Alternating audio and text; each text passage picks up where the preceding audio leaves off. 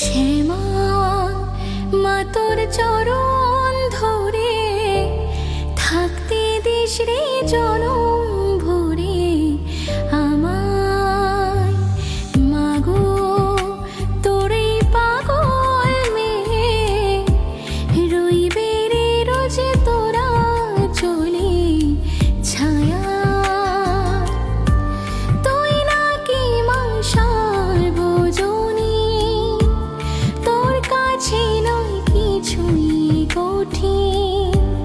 তোর ওই দুটি চরণ তলে থাকবো জীবন।